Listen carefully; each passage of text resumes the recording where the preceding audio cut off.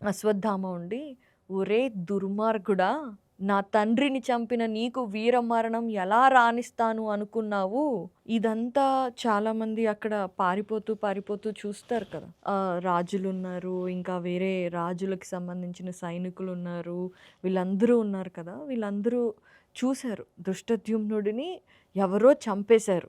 వాడు మనిషి కాదు అని ఇంకా గట్టిగా అరుస్తూ అందరిని లేపుతున్నారు. పారిపోండి, పారిపోండి, ఎవడో బ్రహ్మరాక్షసుడు మనందరినీ చంపడానికి వచ్చాడు అని అందరినీ నిద్రలేపి అలర్ట్ చేస్తున్నాడనమాట. ఈ మాటలు ఎవరెవరు విన్నారు? శిఖండి, ఉపపాండవులు విన్నారు.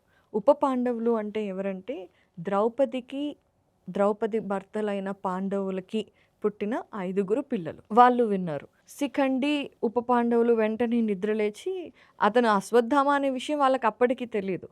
తెలియకపోయినా వాడెవడో వచ్చాడు, మన వాళ్ళని చంపుతున్నాడు, మనం ఫైట్ చేయాలి అనే ఉద్దేశంతో వాళ్ళు రెడీ అయ్యి వాళ్ళ అస్త్రాలు, శస్త్రాలు, కత్తులు అన్నీ తీసుకొని అశ్వత్థామ ఎటున్నాడో అటొస్తున్నారు.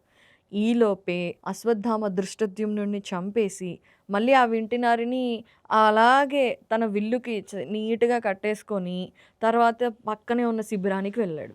అక్కడ ఉత్తమౌజుడు, యుధామన్యుడు ఉన్నారు. వాళ్ళిద్దరిని కూడా చంపేశాడు. ఎవ్వరికీ అసలు ప్రమదగణాలు ఒకవైపు అటాక్ చేస్తున్నాయి.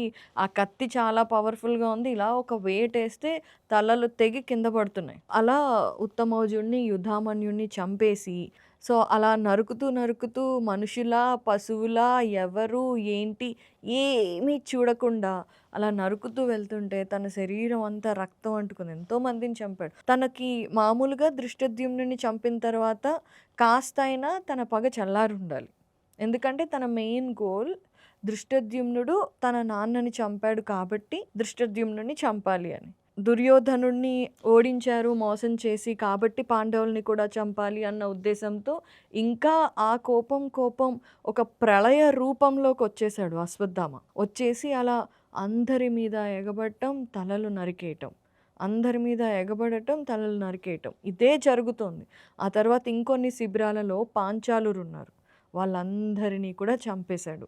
శిఖండి, ఉపపాండవులు, అలాగే కొంతమంది ప్రభద్రకులు వీళ్ళందరూ అశ్వత్థామని నిలువరించడానికి అతను ఎలా అయితే మారణకాండ చేసుకుంటూ వెళ్తున్నారో ఆ వైపు వెళ్ళి అతని ముందుకొచ్చారనమాట. ఒకవైపు అశ్వత్థామ, అతని చేతిలో శివుడి వరంతో పొందిన కత్తి, చుట్టూ విపరీతమైన వికృత ఆకృతులలో ఉన్న ప్రమదగణాలు.